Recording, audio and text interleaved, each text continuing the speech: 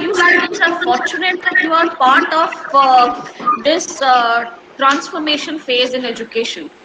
The last policy, which came into 1986, got implemented by 1992, and after that, this policy has come up with major recommendations and changes in the new education scenario of the country. It's going to change the fate of many students and the way education system in India will look like. So it is important that we decode every single perspective, every single recommendation of this policy, so that when you enter as an educator, you know what is being expected, what are the limitations, how we can exemplify and how we can empower the generations with this policy. So we have decided to have a series of discussions, and under the series we are inviting people, experts, scholars, academicians who are closely working in the formation of the committee and the implementation of this committee. So the first in this series, we have Professor Pankaj Arora with us from Faculty of Education. Now I request Professor Pankaj Tyagi, Program Coordinator of MME, to welcome Professor Arora. So over to Pankaj.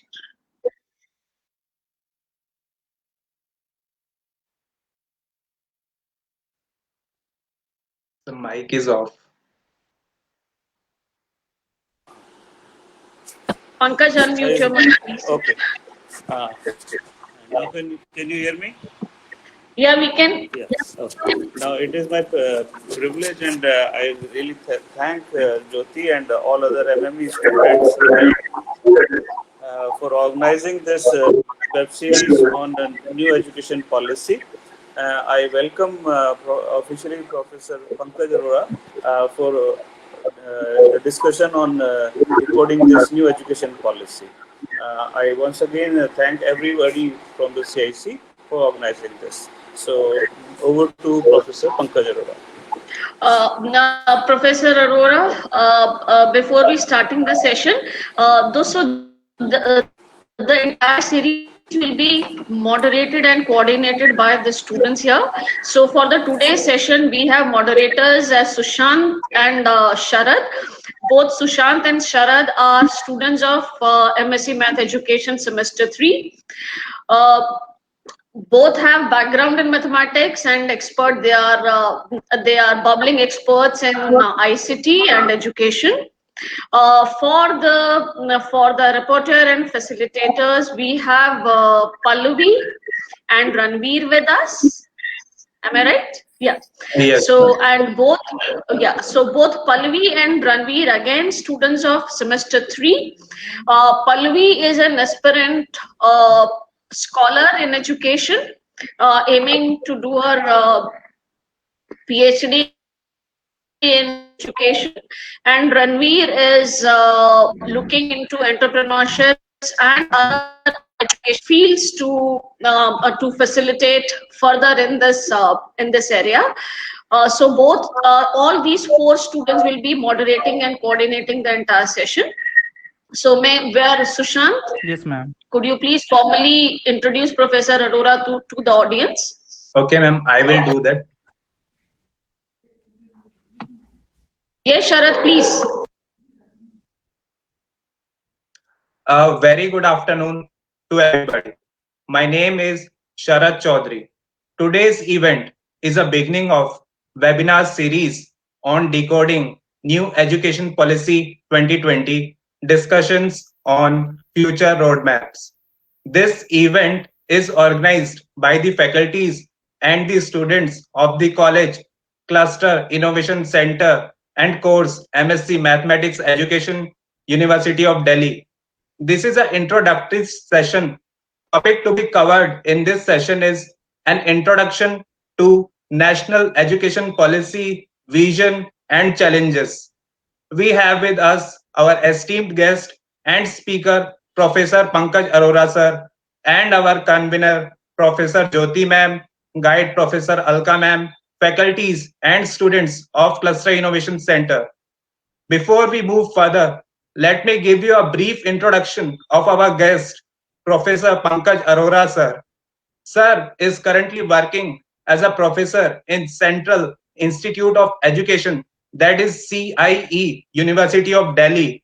And sir has done his PhD from the same institute, CIE.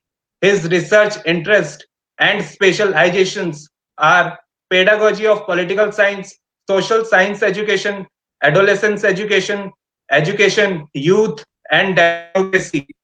Sir has published 4 books and one edited book is under publication with ICSSR New Delhi. Sir has contributed more than 12 articles in indexed reviewed journals and has given more than 36 conference presentations. Sir has done tremendous public service, university service, and consulting activity in his ongoing career. If I begin telling about his service to the education in detail, it will alone take more than an hour. So you might be getting an idea how esteemed our guest is.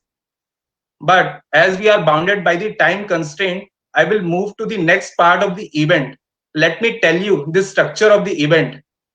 Event is of 2 hours and last half an hour of the event is for doubts and questions regarding this session. Over to you, Professor Pankaj Arora, sir. Thank you. May I intervene for a minute? We have restructured the program, so there is some confusion. Initially, Professor Arora, we may request you to formally talk about the policy for 30-40 minutes, so that give an overview and layout of the policy. And then students have prepared some questions because students have briefly read the policy, but their understanding of policy requires expertise.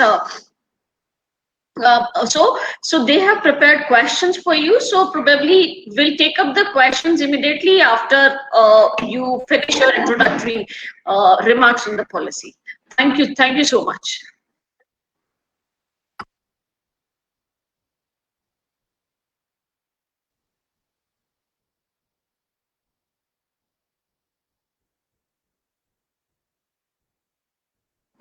Professor Arora, please. Yeah, thank you.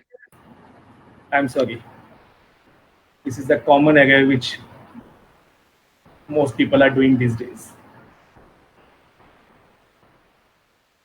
A warm, very good afternoon to each one of you, student coordinators Sharad, Sushant, and reporters for the event, Ms. Pallavi and Mr.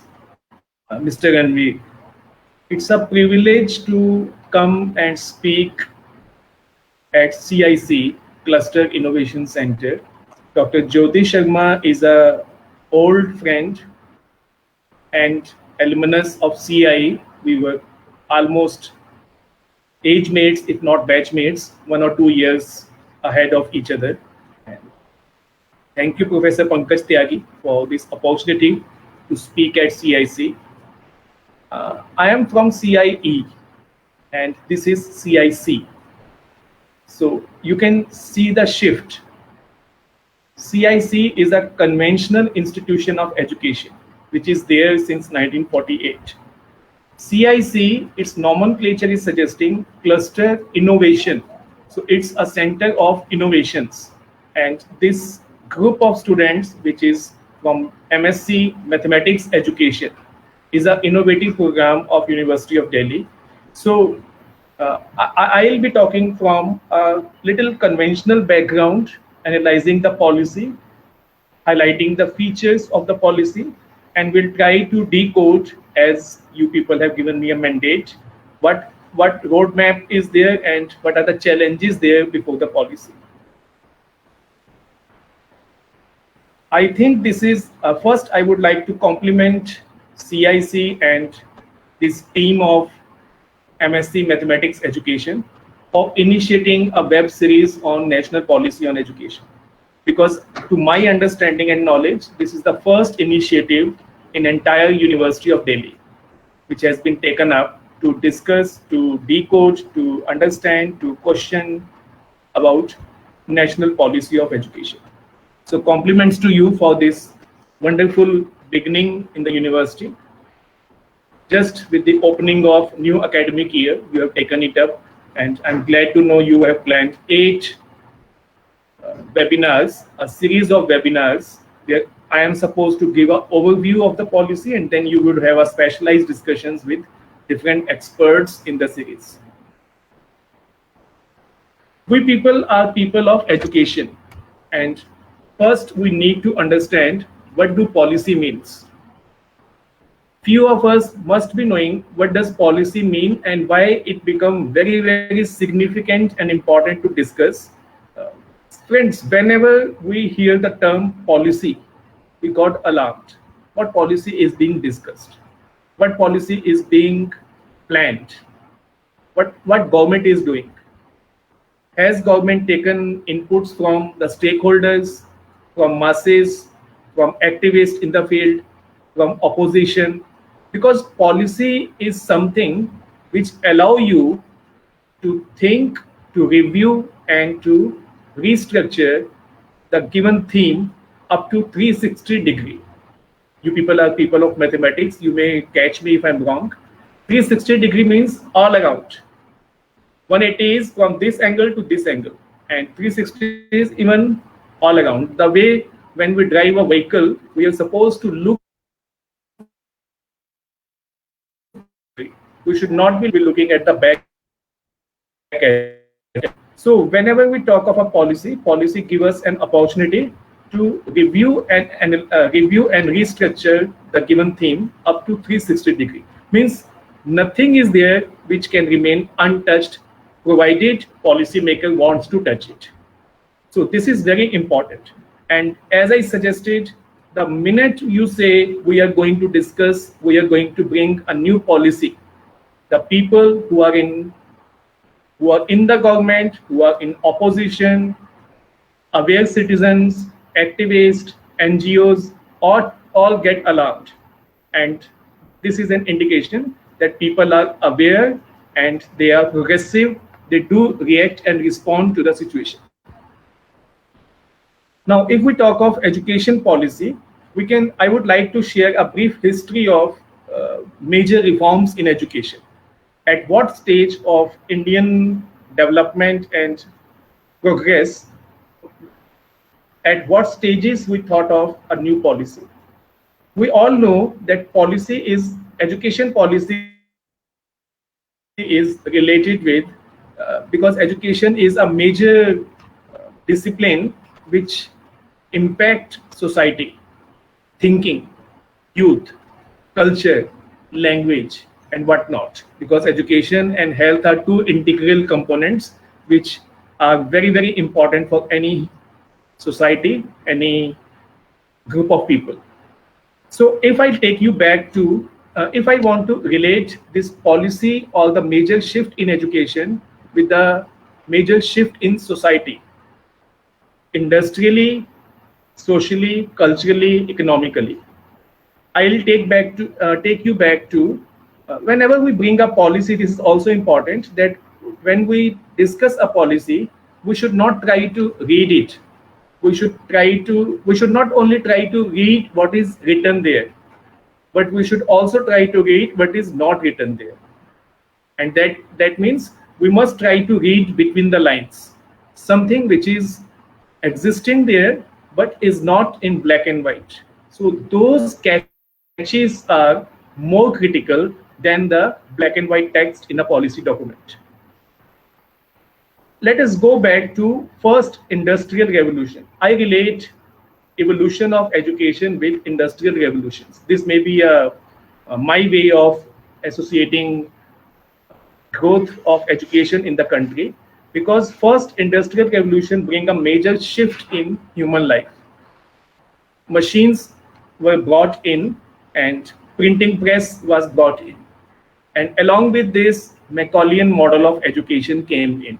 The same period, 1750 is the period of industrial revolution, and 1833 is the period when Macaulay brought its minutes, which introduces English education in India. So this was the first step. Then we can see around 1870 when we see second industrial revolution. which introduces electricity, gas, and diesel engine to economy and society. And along with this, we could see another major shift in education, another major document in education, that was Wood Dispatch in 1854. So another major change along with Second Industrial Revolution. Third Industrial Revolution, which is supposed to be happening in around 1969, when computers were invented. Nuclear energy was tried to be tamed for peaceful and productive use. Electronic communication was introduced. And at the same time, we could see Kothari Commission recommendations in 1966. So this, again, Kothari Commission was first major commission of independent India, which was given a mandate to overhaul Indian education system. Prior to this, we had Radhakrishnan Commission, Mudaliar Commission, which were talking of a specific domain to be looked into, either university education or secondary education. But Kothari Commission was given a mandate to overhaul entire Indian education system, and this coincides with Third Industrial Revolution, 1966. And just after this, we could see first education policy of independent India in 1968. Now with this last, after 68, we had seen another important policy on education, 1986, which was considered as a policy of a science-based education promotion was there. Then we saw Kalam Sahab's vision for education and vision for the nation, which also helped us define national priorities and national vision. And now we are talking of, in 2020, we just have received on 29th July, third education policy of independent India. 68 was first, 86 was second, and 2020 is third. Now this third policy can easily be related with fourth industrial revolution. Fourth industrial revolution, when we can see a global and universal society. We can see an era of robotic science and artificial intelligence. So to meet these upcoming challenges in education, to meet these upcoming changes in social and educational lifestyle, we have brought in another education policy 2020. This industrial revolution, I labeled it as not only industrial revolution, but generation revolution, because the whole generation change we can shift is there. Now robotic, machines, electronics, gadgets are becoming center of human life. So this new document do need to be looked into carefully and understood very methodically. I cannot discuss all the 24 chapters of this education policy, so my focus would be on three major domains. One is school education, because you and me belong to the courses and the programs which will help us understanding school education. You and me are part and parcel of higher education system. You are doing a degree there, and I am partner in as a faculty member in higher education. And third is teacher education, which CIA is known for, teacher education programs. So my whole discussion would be around these three broad themes. Friends, each policy has certain guiding principles. Now, what are guiding principles for this education policy? Number one, this policy wants to get rid of Macaulayan era. English education के जो features थे, जो आज तक हम मानते हैं कि कहीं ना कहीं मेंटल स्लेवरी का रीजन बने हुए हैं, those need to be get rid of. So first is to get rid of Macaulayan education and do celebrate and approve and promote Indian knowledge. So this policy intend to help us understand we should not be the followers of Western knowledge, but we should be celebrating and promoting Indian knowledge also, Indian Gyan, Indian whatever wisdom is there that need to be probed and looked into a scientific and modern context. This is number one. Number two, along with this, Indian languages need to be promoted. So this policy bring a major shift in language policy. Lot of multi-language culture is coming up. Multilingual classrooms are existing. Now we are promoting Indian education in primary education as well as in higher education. And then this policy do prepare us, do present certain important aspects of teacher education. It's bringing a major shift in teacher education programs in the country. Now, what are the changes this policy is suggesting in school education first? Number one, we must have studied policy, we must have gone through the policy document and saw there is a major shift in structure of school education system. Earlier we had a structure of 10+2 model. Now we are going to have a new model which is 5+3+3+4. This structural change is a major change, a landmark change. Now this policy say that over first 5 years of education, 5+3+3+4. First 5 years is a foundational education. You can remember foundation education is a concept of Mahatma Gandhi also when he talks of Bunyadi Shiksha. So Bunyadi Shiksha, foundation should be strong, foundation should be proper, that children can build upon their life and their academic venture. Then there is the preparatory model, 3 years education, which is for 3 years and will be helping young children to develop a class which would be class 3, 4 and 5. Now this foundation education is focusing on, if you have heard Professor Kasturi Rangan's national conclave on education on around 10 days back, he very beautifully explained these 4 stages of school education. He suggested this first is foundation period is a period to development of perceptions among young children. If many of us in this group, I am sure, are aware of learning theories, learning psychology. And learning theories suggest us that this is the age, 3 years to 8 years is the age when a child develops different perceptions about people, about objects around him or her. This is good, this is not good. This is a man, this is a woman. This is a tiger, this is a cat. So different perception about the people and the objects around a young child. So this first foundation education is meant to develop perceptions. Then next 3 years, which is class 3, 4, 5, age 8, 9, 10, 11, is an era of conceptual learning. This is the time when young children, Piaget and Vygotsky both supported that this is the time when young children develop certain concepts. They develop certain concepts for themselves as well as they start relating those concepts to a little wider world around them, to their families, to their schools and the society in general. So this is a period of conceptual understanding and conceptual learning.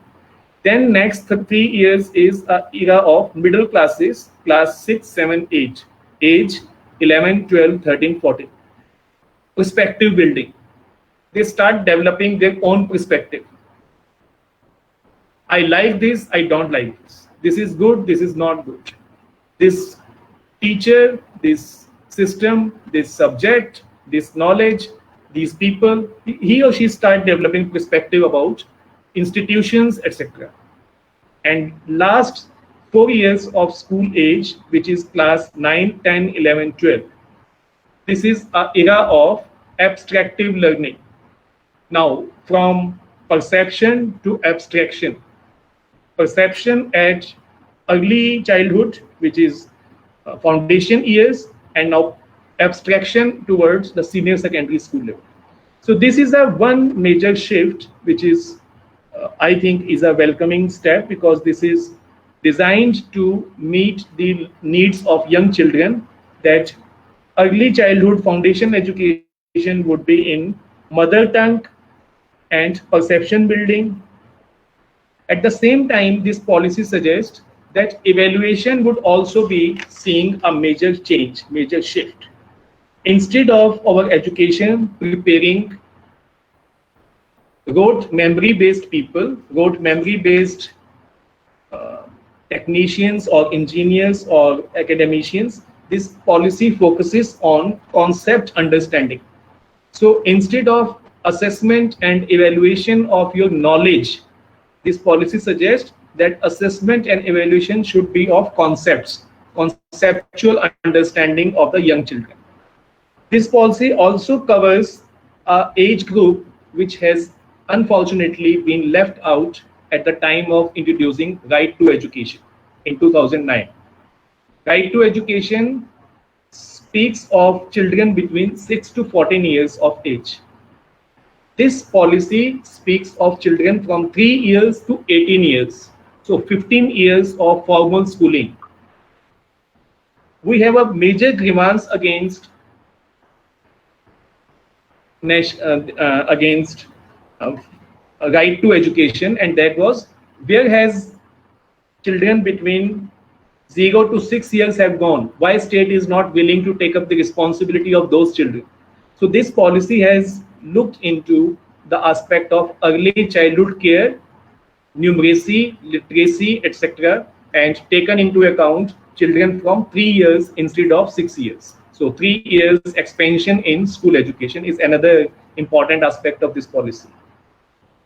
Through this, we can now easily bring those children into formal school system.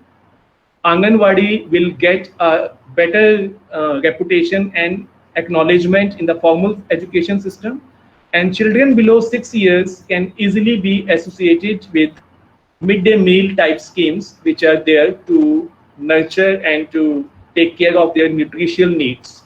So these are things which are there, which are important for school education. Now, assessment, as I mentioned, is not based on rote memory or knowledge component only. This is of competencies, assessment of competencies, assessment of personality. This policy suggests when we say assessment of competencies and personality, we also means that instead of assessment of IQ based knowledge, intelligence quotient based knowledge, now we are shifting to EQ based personality, emotional quotient based personality. When I say competencies, am I competent to deal with this situation? Am I competent to resolve this problem? Am I competent to handle a given situation? So these competencies would be tested, which will surely help us to have more emotionally stable young children instead of weaker emotional people. Weaker emotional means the people when they are habitual and they are looking forward to having success all the time. A failure, they find it very, very difficult to deal with. When we encourage and promote their competencies, then I'm sure the competencies will help them to deal with different situations, and those young children would be more productive and useful for society in general. So this is another change in evaluation at secondary, now instead of report cards, policy is talking of progress card.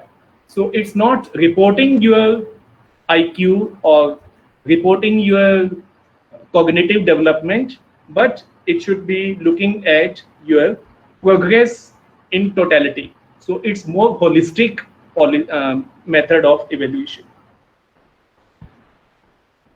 This policy is talking of multidisciplinarity at school level as well as at higher education level. Multidiscipline institutions.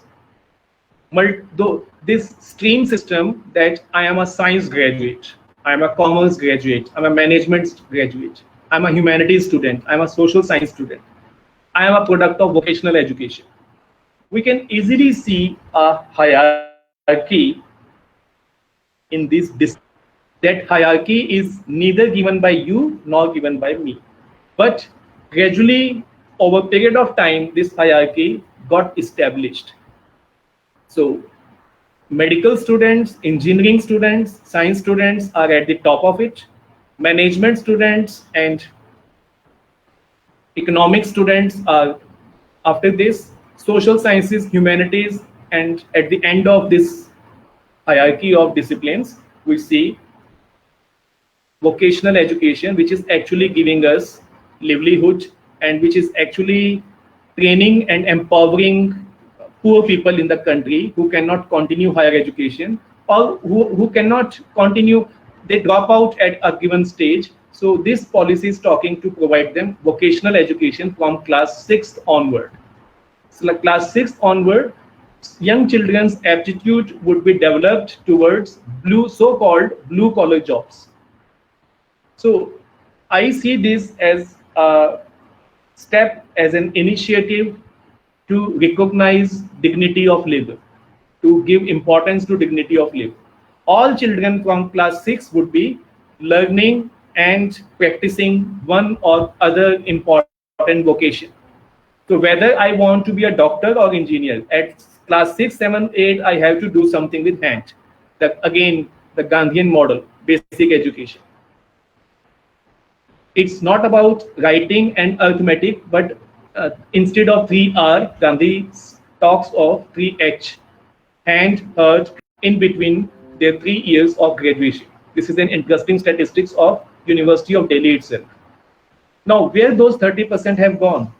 Why their effort and their contribution and whatever they did in first year or second year have not been acknowledged or credited. Now, this policy speaks that every student's contribution and any period he or she is spending in a higher education institution would be credited. So each student will be having a digital locker to accumulate credits. So if I have completed a few papers of 20 credit, so 20 credit would be added to my DigiLocker. And because of some personal reasons, family reasons, social reasons, getting married, economic conditions in my family, I drop out after first year. Those 20 credits will remain there as my credits and will entitle me to get a certificate from university. So this would equate it with a certificate course. 2 years education in a university system, in a higher education institution, would be equated with a diploma. So student, whatever investment he or she is doing financially and intellectually is not going wasted, is not drop out. They people opted because of certain reasons to exit for the time being, but they can come in multiple exit and multiple entries are allowed in this new system. So it's not that after first year you're exiting. After 2 years, you can come back for completion of your graduation, and those first year credits are still there in your DigiLocker. You can add upon. After completing certain credits, suppose 80 credits. If I presume that 1 year is for 20 credits. So after 4 years, after completion of my first year, I exit with a certificate. But after 2 years, after doing some employment, after getting married and getting to a new family situation, now my circumstances are favoring me to get back to education. And so I'll not start from a scratch. I'll start with 20 credits in my pocket and can add on to diploma, to a general degree after 3 years, and to a specialized honors degree after 4 years. So this multiple entry exit program is also going to help us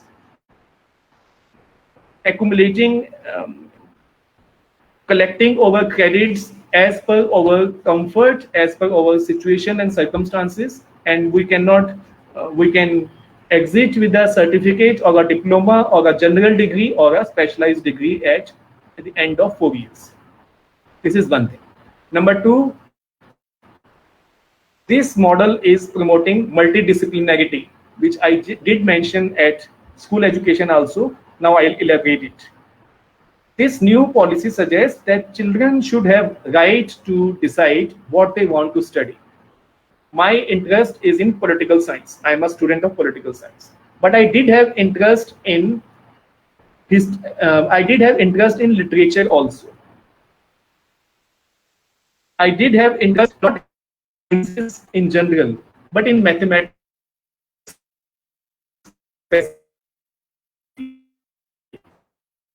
So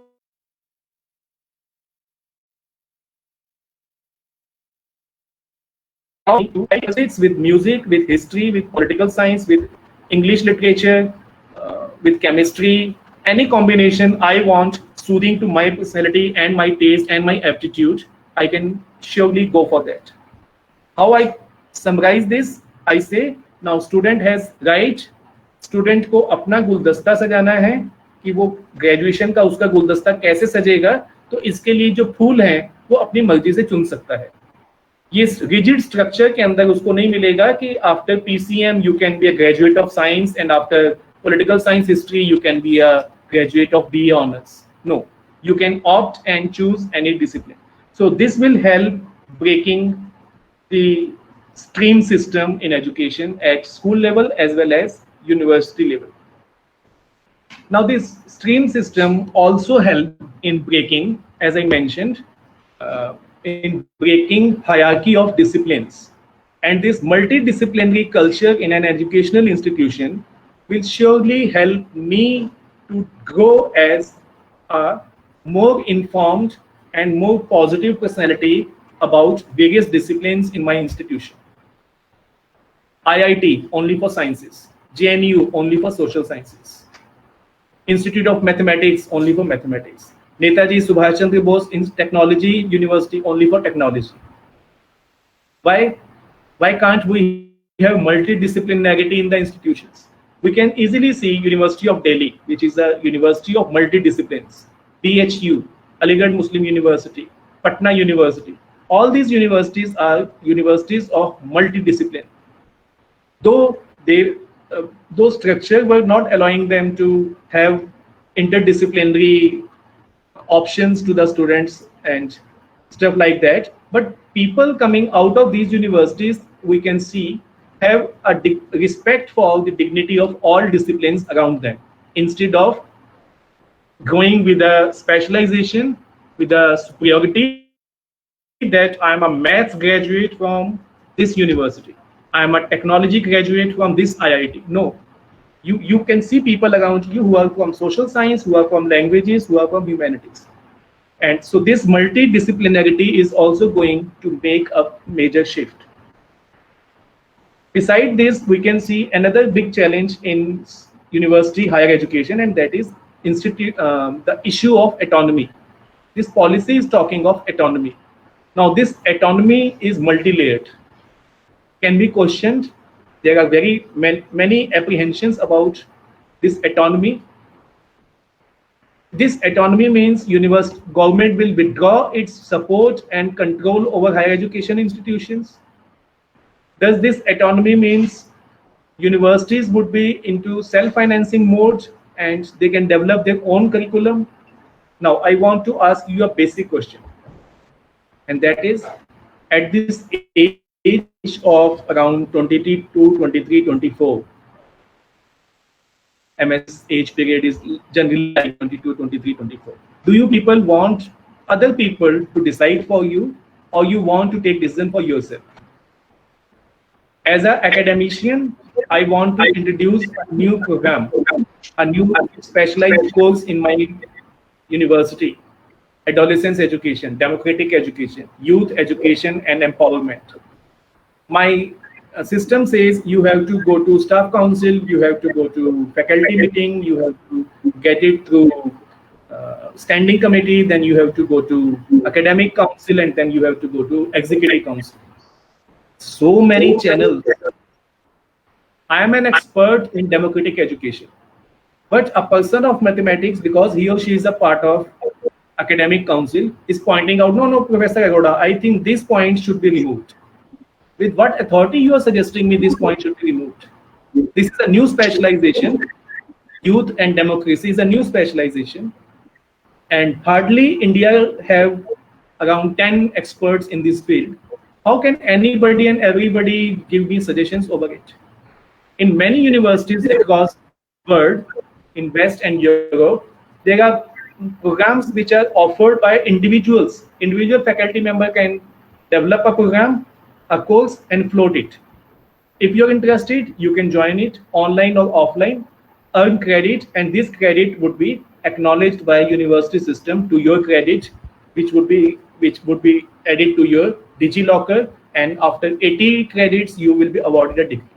So here you get an opportunity to explore new and innovative programs which are coming up as the need of the situation. Last year, Dr. Jyoti Sharma and Pankaj ji are witness. I got this opportunity to curriculum revision of University of Delhi. I was given this responsibility by university as convener, university convener, to review all undergraduate curriculum of University of Delhi. You would be surprised and shocked to know there were many courses which have not been looked into for more than 30 years. The course which my father has studied, I am studying same course after 30 years. What is the point? 30 साल में मेरे discipline में कुछ changes नहीं आए, society में changes नहीं आए, जॉब मार्केट में चेंजेस नहीं आए, नीड्स में चेंजेस नहीं आए, इंडस्ट्रियल रेवोल्यूशन तो मैंने अभी कहा कि 3rd से 4th आ गया, लेकिन कोर्सेज वही चल रहे हैं. तो ये जो कोर्सेज चेंज का जो मामला है, why can't we give autonomy to departments और to colleges to keep updating their own courses. I know one wonderful institution which do this exercise every year. Every summer vacation they take up this activity, their faculty on their own take up this activity of looking into their curriculum, revise it, upgrade it, update reading list, and float it for next academic year. Nobody stops us. This autonomy issue, so this autonomy is not autonomy to the students, not only to the teachers, but to the institutions. And how this is, I personally believe that I am a person who look at positive aspect of things first and then negative aspect. So this policy has just come in, so I am just looking at the positive aspects of it. This autonomy thing is suggesting each institution has to prove its credibility itself. You can recall, University of Delhi was established in the year 1922 with 3 colleges. Ramjas College, Hindu College, St. Stephen's College. ये तीनों colleges क्या थे? They were autonomous colleges working under trust. अलग-अलग trust के autonomous colleges थे. इनको मिला के University of Delhi बनी. अब University of Delhi ने जब start किया, all universities for that purpose, be it Central University or State University, all universities are autonomous on multiple ways, in multiple ways in deciding their curriculum. We doesn't fall under, we means like university people, we doesn't fall under the direct domain of central government or state government. If they want to bring something, they have to bring it through UGC, and after coming to UGC, it's university's own executive council to decide whether they want to follow it, whether they want to moderate it, whether they want to reject it. And this is an autonomy to the institution. So universities are already autonomous in multiple ways, in deciding their curriculum, in deciding their autonomy, in making their appointments, etc. So this autonomy system will surely help those colleges who are running as private shops. They got affiliated to certain universities, and then they believe that just managing to acquire their, to maintain their affiliation,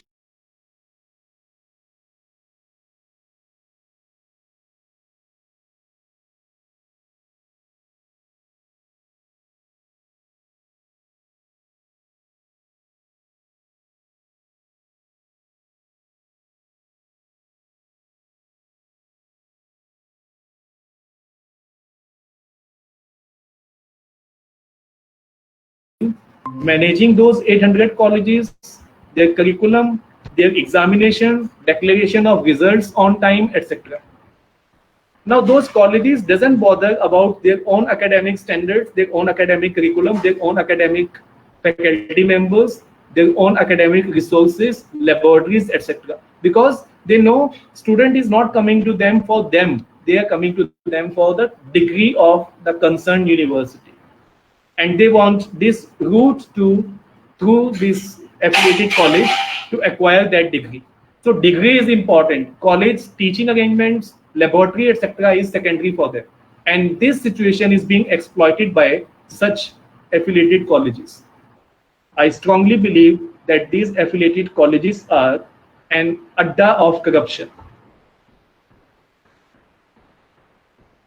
licence Raj की तरह, जैसे licence Raj system is a big black spot on the working of any administration, ये बिल्कुल उसी तरह से काम करते हैं। और लाइसेंस राज की तरह इनका सारा कंसर्न लाइसेंस लेने में, एफिलिएशन मेंटेन रखने में है। तो आपको जैसे मैंने एग्जांपल दिए, Meerut university, Rohtak university, IP university, luckily Delhi university में एफिलिएटेड कॉलेजेस नहीं हैं। दिल्ली यूनिवर्सिटी में कॉन्स्टिट्यूएंट कॉलेजेस हैं, वो आप अलग से डॉक्टर ज्योति शर्मा से या प्रोफेसर पंकज त्यागी जी से समझ लीजिएगा क्या फर्क होता है दोनों में। तो ये जो स्ट्रक्चरल चेंज है, अब क्या होगा, आप लोगों को बड़े अच्छे से पता है कि बहुत सारी प्राइवेट यूनिवर्सिटीज इवन एनसीआर में है। मैं एनसीआर की बात कर रहा हूँ because we are located in Delhi. NCR में 50 प्राइवेट यूनिवर्सिटीज हैं। Are they all equally good? Are they all equally getting good quality students? Are they attracting youth to get admission to them? No. Many we hardly know Jindal, Ashoka, Shiv Nadar, MET, this and that's it. उसके बाद की university में पता भी नहीं है क्या कर रही है। क्यों नहीं पता? Because they have not been able to prove themselves in society. उनकी डिग्री का वैल्यू नहीं है। वैल्यू नहीं है तो स्टूडेंट्स नहीं आता।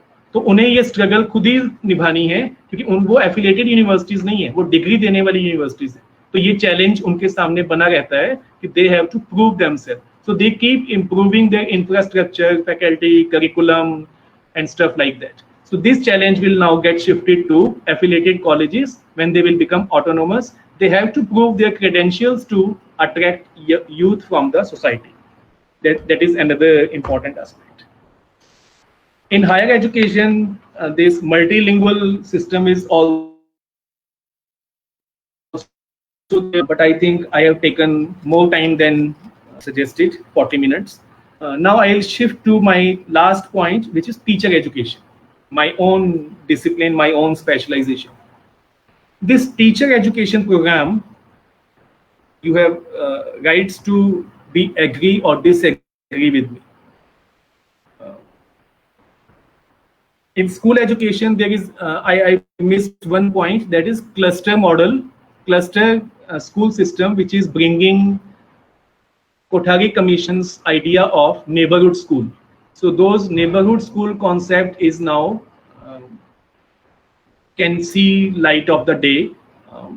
You can, when you will be discussing it with some other expert, just try to understand what is this cluster model of schooling and how this is close to neighborhood school model of Kothari Commission. This you can discuss some other time.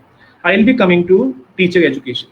Me is a product of teacher education programs in the country in University of Delhi. Dr. Jyoti Sharma is the product of teacher education program in University of Delhi. So teacher education program has always been striving to a major change. Long back it was teacher training. In 1966, after Kothari Commission, it became teacher education, 1-year program, B.Ed. Gradually, lot of new programs keep coming, diploma program, DL.Ed, bachelor degree program, B.L.Ed, BA education, B.Ed, B.Ed special education, B.Ed general, B.Ed primary education, B.Ed secondary education. So multi-layered programs are there for 1 year. In 2014, we saw another change.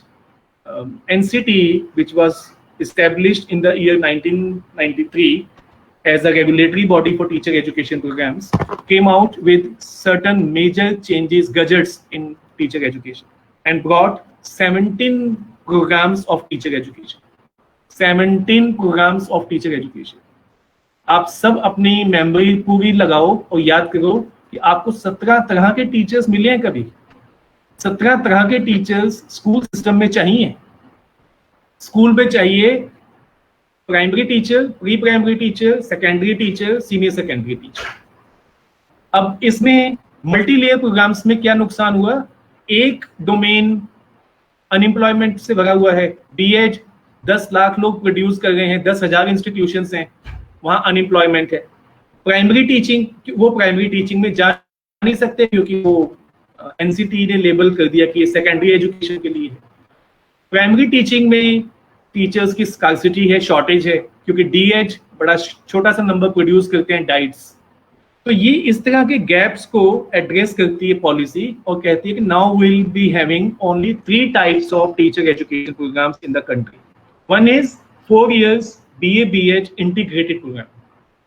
After class 12, a young child who wanted to pursue school teaching as career can go for this 4 years integrated program. Now, this 4-year integrated program will not be in a standalone institution of education like CIE or Maharishi Valmiki College of Education, but this will be in a composite college. A composite college where you can see multidiscipline institutions around, multidiscipline programs around you, BA, BSc, BCom, and education. So how this will help? This way, a student will not only be getting multidisciplinary aptitude, multidisciplinary understanding, but also getting a pedagogy for it, because it's BA BH, BSc BH, 4 years. So the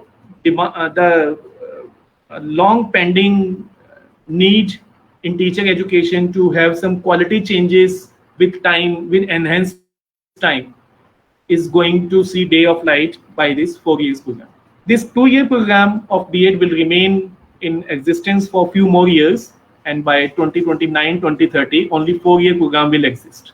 For the postgraduates, after post-graduation or after 4-year graduation, if somebody decides to go for the profession of teaching, he or she can go through 1-year B.Ed. So 1-year B.Ed will also be there.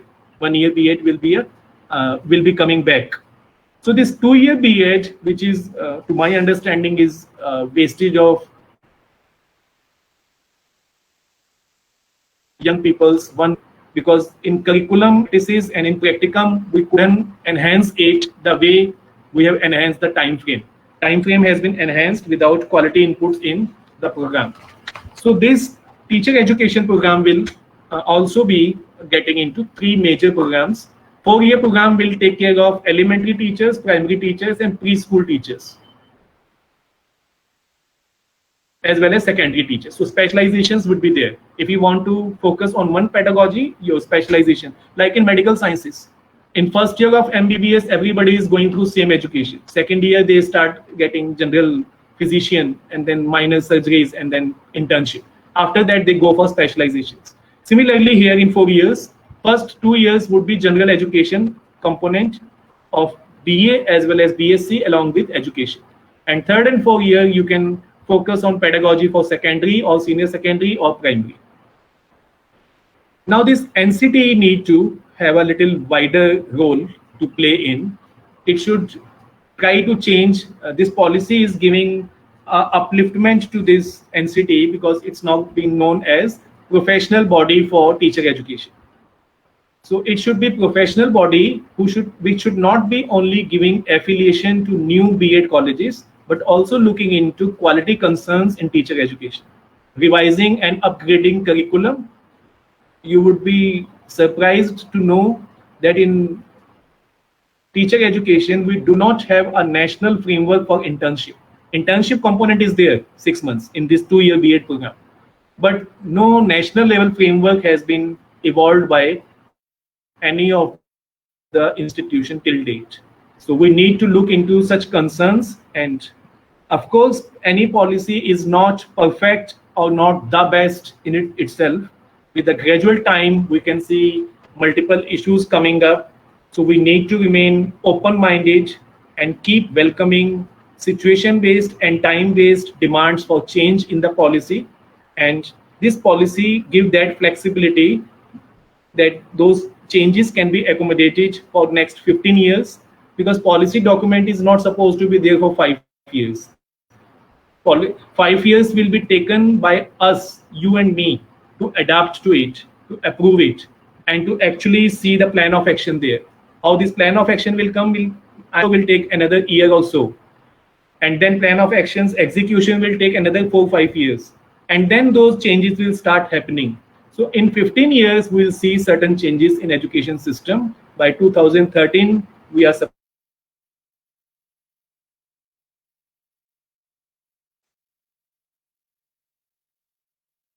stream school changes will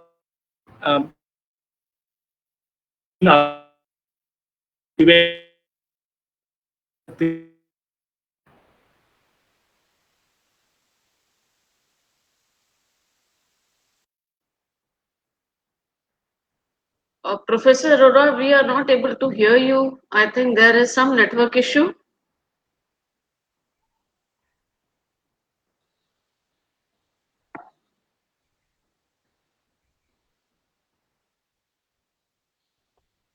Professor Arora. Ma'am, I think, yeah, maybe I'll just call him.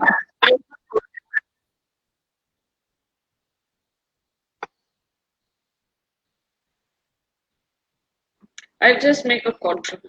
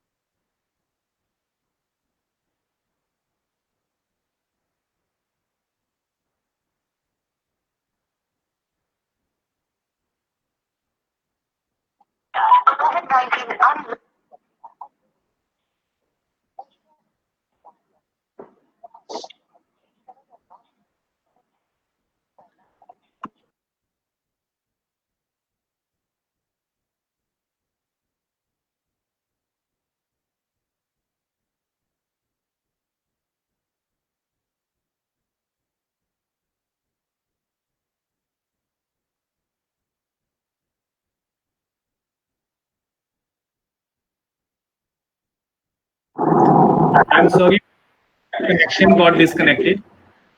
I was just concluding by saying, now this is time. I think you heard me till end. Dr. Jyoti Sharma? Yeah. In fact, last 2-3 lines we were not able to hear because the voice was breaking before it went completely off.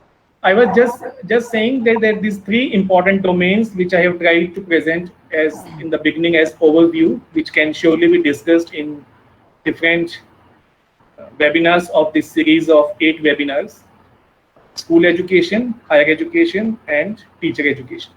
So now I would love to hear from you, your observation, your question, your comment, whatever you want to do. I'm sure Dr. Jyoti Sharma might have a plan for this. Thank you, Professor Arora, for a very, very detailed outline of the policy, because you raised some important issues, important points, perspectives with reference to the historical journey of national education policy in the country. May I request our moderators to please put up the questions which you people have organized, already planned and thought of, and Professor Arora will answer your question. And if there is something some student want to add or ask anything additional within that line of question, you can please write in the chat box. We are monitoring the chat box and we'll introduce the question to the speaker. Thank you. Okay. So, hello everyone, myself Sushant, and I'm one of the moderators. As ma'am was saying, we have some questions regarding the new education policy. So here is the first question by Nida. So the question is, the policy talks about the universalization of school education from 3 to 18 years. How can we achieve this target without bringing it into the ambit of RTE, that is right to education? Hello, sir. Sushant, you can do one thing.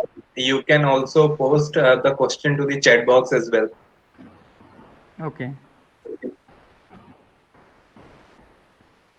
So your question is, like, policy is talking of universalization of school education and how this can be done without right to education. Yes. Am I right? Yes, sir. Your question is contradicting in itself. I think there is some confusion. Policy is not saying to do away with right to education. Policy is saying right to education domain should be enhanced and expanded to, instead of elementary education, it should be expanded to secondary education. So it's nothing like doing away with right to education. It's redefining right to education. Instead of elementary schooling, instead of class 6 years of age to 14 years of age, now policy is talking of right to education as from 3 years of age to 18 years of age. So 15 years of schooling need to be right part of right to education. And here I would like to add one important point I missed during my discussion. This right to technology need to be looked into, because now because of this pandemic thing, in under crisis we shifted to this online model, but policy is talking of online education at a large scale through ODL, through online courses, through SWAYAM, through different portals of Government of India. It's talking of introducing multiple channels of education online.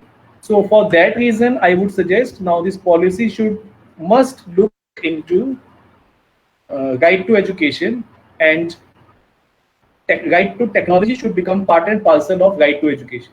So it should be right to education and right to technology should be fundamental right to the people if we are thinking of getting into digital mode of education, online education. Okay. So the second question is by Robin. The question says, education policies since the past have recommended allocating 6% of GDP to education. Even the NEP 2020 mentions the 6% of GDP to education, but we are missing a concrete plan or a proposal as to how this might be actualized. So what are your thoughts on achieving this target? This 6% of GDP should get spent on education is a long dream, even before my birth. Kothari Commission recommended that we should increase our expenditure on education and make it minimum 6% of our GDP. There are countries like Japan is spending 7% of its GDP on education. Malaysia is spending 11%. Since 1920 has attempted to raise the budget of education to 25%. So this struggle for increase in the expenditure on education is a long, has a history. So gradually now we have reached to 4.5% of GDP is being spent on education. But surely there is a need to have minimum of 6% of GDP on education. And for that, policy also shows its promise and determination to strive for this 6%, but that surely needs a willpower and surely needs cut in many other expenditures of the government to give priority to education. But in education also we need to understand which education we want to promote, which education we want to make compulsory and free. Do we want to make all education system up to post-graduation level as a dependent model where people are depending on system or the state to get their higher education? Or we should want to shift to higher education should not be a claim, but we should earn it by certain scholarships and then continue our research and higher education. So this also has become a political question to what stage we should grant free and compulsory education. Earlier it was up to class 8. Now it's a debate that up to class 12. And the moment we start discussing autonomy, the fear of privatization of higher education comes in between. For your knowledge and understanding, even bestest universities of the world, Cambridge, Oxford, New York, etc., these universities are not government universities. These universities are maintaining their academic and research standards, not because they are getting grants from government, but they are getting grants from industry as well, because they are getting funds from the market forces as well, world institutions, UNICEF as well. So we need to understand to what extent we want to promote and advocate free and compulsory education. So this 6% debate is surely a genuine debate, which is a minimum one, and which is there pending for last more than 50 years now. And policy did mention that it will ensure 6% expenditure of GDP on education. But let us see how this willpower of political parties and the government allow us to see the day when we can have 6% of GDP on education. So this is nothing to do with policy. Policy is supporting it. But let's see how governments are coming out with their plan of action on it. But I am surely for it that this is minimum. Japan has 7%. With 7%, they are maintaining good academic standards. So 6%, 7% is minimum in the world. So the next question is related to what you were just saying by Nida. The policy has opened the doors for foreign universities to have campuses in India. Will they provide reservation to economically poor students?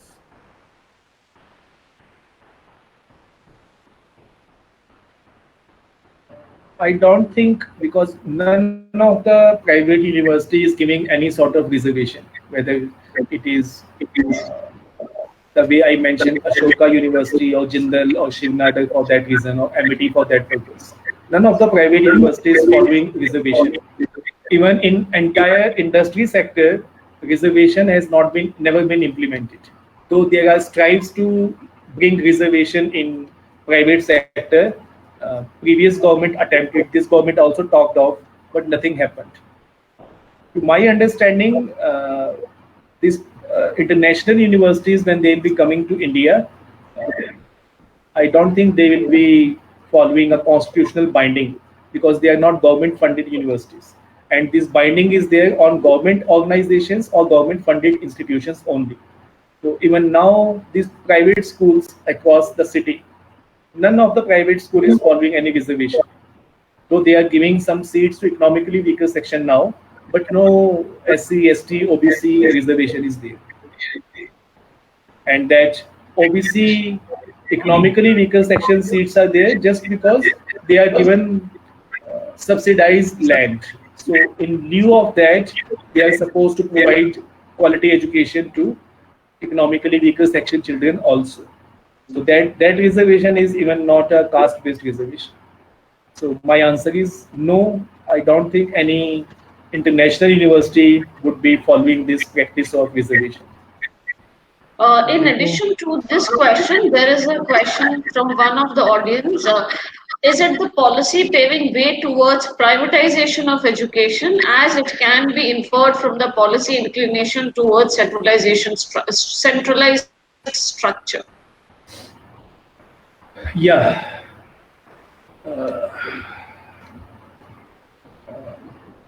In the beginning, I said when a policy is announced, we must look at the policy in totality and should not hurriedly draw conclusions after looking at one aspect of the policy.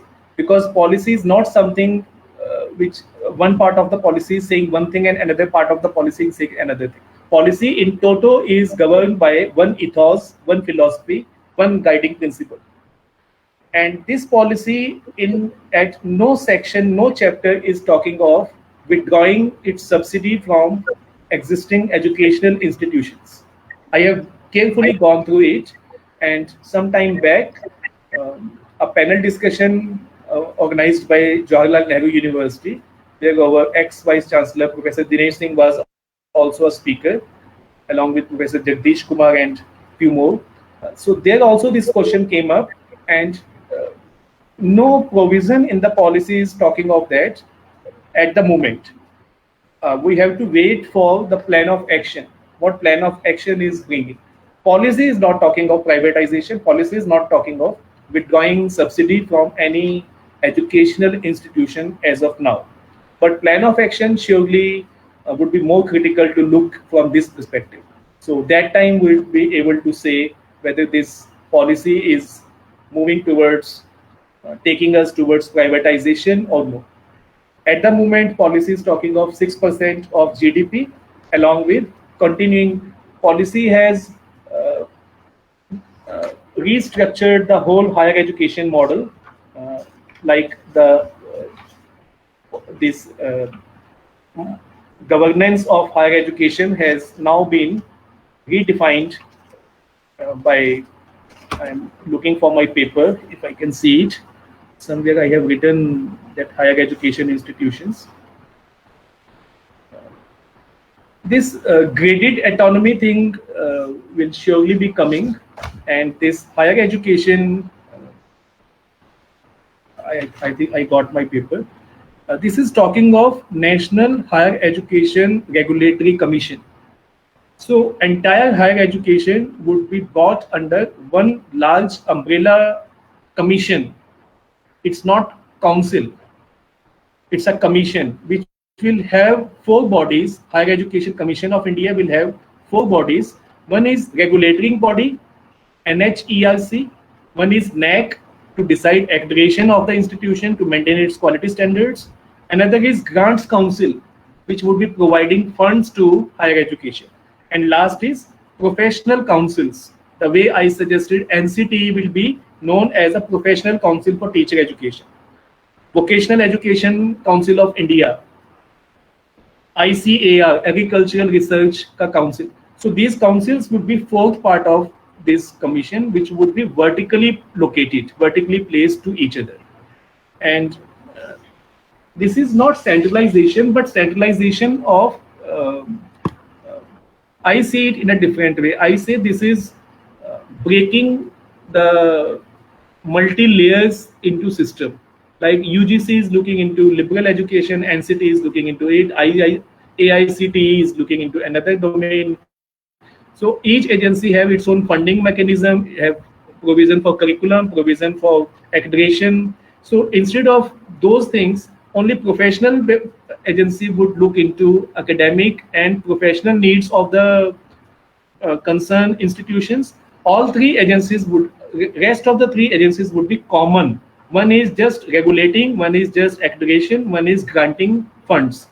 So instead of multi-institutions, this will bring into, I see, as I suggested, I look at the, I'm a positive person. So I see it like this business of red tapeism would adversely be affected. These bureaucratic channels would be minimized.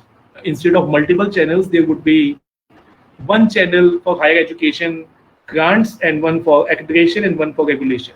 For professional needs, there would be professional bodies, as I mentioned earlier.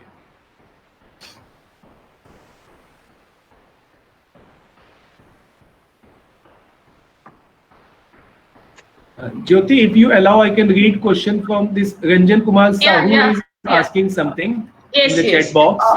Yes, you can see to it, and then probably Sushant will take up another question. Yeah. He's asking, although the policy talks about multiple entry-exit options, which is a positive point, but my concern is when a student back to his degree after 1 or 2 years of gap, what about his entry behavior assessment? Is it okay to make entry only basis of his earned credits, or there should be some entry behavior assessment again to ensure the quality? See, Mr. Ranjan, as if now these logistics need to be spelled out. These logistics have not been spelled out. Policy is allowing multiple exit and multiple entry. If a student is coming back after 3 years, and in those 3 years, whatever curriculum changes have happened, he or she has to, even if a child is getting shifted from one school to another, the new school always take an entrance test or a brief interview with the child, just to make sure that child is at par with the standards of the new school. So if a person is coming after 3 years, he or she need to get himself refreshed. I am no authority to say at this stage whether this would be assessment again or this would be on the basis of earlier earned credits. That will be seen in the plan of action itself. But for sure, this multiple entry exit at a policy level is a welcoming step. Logistics need to be worked out. Logistics can be worked out in support in favor of students. I appreciate, and those should be allowed at the time of rejoining without any formal assessment again. This is my understanding. But let us wait for plan of action to come, how universities behave to it. Here I can cite you another example of CBCS curriculum, credit-based choice curriculum system, which allow students to shift from one university to another university. But practically this couldn't happen. Not a single case is there in the country in last 4 years of CBCS model that a student has been shifted from Kurukshetra University to Delhi University or from Odisha University to Jawaharlal Nehru University. Nothing else of that sort has happened as of now. So this policy is providing a provision, but how that provision is actualized in the system, for that we have to wait. Another question by I do not know PS. इसमें कोई दो राय नहीं है कि हमारी नई शिक्षा नीति बहुआयामी है और नई जनरेशन को लक्षित करती है, परंतु जिस प्रकार से ग्रामीण क्षेत्रों में संसाधनों का अभाव और शिक्षण स्तर में गिरावट पाई गई है, उसमें नई शिक्षा नीति को किस प्रकार से प्रभावी बनाया जा सकता है। ये डिबेट नया नहीं है। रूरल अर्बन डिवाइड, अब तो डिजिटल डिवाइड भी हम देख रहे हैं सोसाइटी में एग्जिस्ट करता है, एजुकेशनल इंस्टीट्यूशंस में एग्जिस्ट करता है। तो ये डिवाइड सिर्फ एजुकेशन की कंसर्न नहीं है, ये एक सोशल कंसर्न है। आपके teacher in charge doctor Jyoti Sharma is a person of inclusion, so social inclusion is important at this domain when we see a change in rural education and in urban education. Similar change we can see in all sectors of services. Health sector, quality hospitals and qualified staff is there in the urban hospitals. In rural area, people have to travel 20 kilometers to reach a dispensary. So these challenges are not specific to education, but to society in general. And this policy is not talking of something of this sort, because policy, I am repeatedly saying the same thing. Policy is not supposed to provide logistics. Policy is to provide a vision. Policy is supposed to provide a ethos. And ethos and vision is not allowing any sort of discrimination. It is in the introduction itself, it is saying that constitutional values would be promoted, constitutional duties would be promoted. So people from all walks of life should be getting quality education. This is a concern in the introduction of policy itself. But reality में क्या possible होगा, क्या नहीं होगा, हम health sector में ऐसा नहीं कर पाए, हम एम्प्लॉयमेंट सेक्टर में ऐसा नहीं कर पाए, हम प्रवासी मजदूरों की हालत अभी अभी देख के हटे हैं 4 महीने के लॉकडाउन के पीरियड में।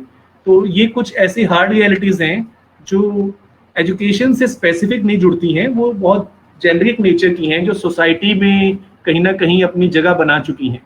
तो अगर आप जैसे और मुझ जैसे लोग इसको एड्रेस करेंगे और इस डिवाइड को भरना चाहेंगे, तो ये लॉन्ग टर्म प्रोसेस से होगा। अगर मैं कहूँ कि ये 10 साल में होगा, नहीं होगा, ये 50 साल में होगा। 50 साल में अगर हम अर्बन रूरल डिवाइड को 72 इयर्स ऑफ इंडिपेंडेंस में अभी नहीं भर पाए, तो पॉलिसी कोई वंडर करने या कोई मिरेकल करने नहीं जा रही। तो उस गैप को, जो सिर्फ एजुकेशन सेंट्रिक नहीं है, it is multi centric, multiple faces हैं इसके। सो पॉलिसी, लेकिन जैसे मैंने कहा विजन है, इथॉस है, तो पॉलिसी अपने आप में क्वालिटी एजुकेशन फॉर ऑल की बात करती है। अब वो क्वालिटी एजुकेशन फॉर ऑल में अब टीचर्स कहाँ कैसे होंगे, अब इंटरनेट कहाँ कैसा है, ओपन बुक एग्जामिनेशन के केसेस आपके सामने हैं, कहाँ के बच्चे दे पा रहे हैं, कहाँ के नहीं दे पा रहे हैं। तो इस तरह के चैलेंजेस हमेशा से थे। आई डोंट नो वो कब जाके खत्म होंगे। डॉक्टर ज्योति जी ने कुछ कहा है, आई एग्री विद यू। आप किस पॉइंट पे कह रही हैं ज्योति जी, आप बताना चाहोगे? What point is this? No, I was responding to Mr. Ranjan's opinion. Fine. Maybe we request Sushant to please continue next question. Meanwhile, we can take up other questions simultaneously. Sir मेरा एक doubt है, अभी जो आप कह रहे थे कि वो इनइक्वालिटी बहुत दिनों से बना हुआ है और वो 50 सालों में जाकर ठीक हो सकता है, लेकिन अगर अभी हम उसको एड्रेस नहीं करेंगे और बिना एजुकेशन के उसको ठीक हो पाना तो और ज्यादा मुश्किल हो जाएगा। सुशांत, मैंने ये कहा कि पॉलिसी एक विजन देती है, पॉलिसी एक इथॉस, एक फिलॉसफी लेके आती है। Policy is like constitution. Constitution की प्रिएम्बल अगर हम पढ़ते हैं तो प्रिएम्बल कहती है कि we want a state which will celebrate liberty, equality and justice. फिर वो जस्टिस को स्पेल आउट करती है, सोशल, इकोनॉमिक, पॉलिटिकल। तो ये एक विजन है, what type of society we want to be. ये विजन हमारे कॉन्स्टिट्यूशन मेकर्स ने हमें दिया था 1950s में। उस विजन के साथ हम आज चल रहे हैं। अब उस विजन को आज की डेट में हम असेसमेंट करते हैं तो हमें लगता है अभी तो बहुत कुछ करना बाकी है। और अगर हम पिछले 70 साल में देखते हैं तो हम ऐसा नहीं कह सकते कि कुछ नहीं हुआ। कुछ हुआ है, बदलाव आया है। मैं ना एडोलेसेंस एजुकेशन का स्टूडेंट हूँ, तो एडोलेसेंस एजुकेशन का जब करिकुलम में पढ़ाता हूँ, सेक्स एजुकेशन में मैंने स्पेशलाइज किया था, डॉक्टरेट अपना, तो उसमें लोग मुझसे बात करते हैं कि सर ये एडोलेसेंस एजुकेशन के जब बीएड स्टूडेंट डिस्कस करते हैं, दे कीप आस्किंग कि ये माइंडसेट कब चेंज होगा। ये गर्लफ्रेंड बॉयफ्रेंड को आज भी एक जनरेशन, एक रीजन, एक कॉन्टेक्स्ट, रूरल का, एक रिजिडिटी का, कंजर्वेटिव पॉपुलेशन का, आज भी उसको क्यों एक्सेप्ट नहीं कर पा रहा। तो ये जो ओपननेस है, तो मैं उनको ये कहता हूँ कि ये जो चेंज है इस एडोलेसेंस एजुकेशन को मैं आपको पढ़ाता हूँ, तो हम क्लास में सब कुछ डिस्कस करते हैं। हम क्लास में बॉयज गर्ल्स रिलेशनशिप से लेकर parents, sexual and reproductive health से लेकर life skills, population control mechanism सब डिस्कस करते हैं। मुझसे पुराने जो टीचर जिनसे मैं पढ़ा हूँ, जिनसे ज्योति जी पढ़ी हैं, शायद हम लोगों से इतनी खुल के, मेरी क्लास में सेक्सुअल इंटरकोर्स की बात होती है, मेरी क्लास में कॉन्ट्रासेप्टिव्स की बात होती है, मेरी क्लास में लिव इन रिलेशनशिप की बात होती है। मेरी से पिछली जनरेशन जो थी, जिनसे ज्योति जी पढ़ी है, मैं पढ़ा हूँ, शायद वो इन मुद्दों पे इतनी खुली हुई नहीं थी। तो ये बदलाव नहीं तो क्या है। मेरे बच्चों को जो पेरेंट्स मिले हैं वो शायद ओपन माइंडेड है, आपके बच्चों को जो पेरेंट्स मिलेंगे वो और ज्यादा ओपन माइंडेड होंगे।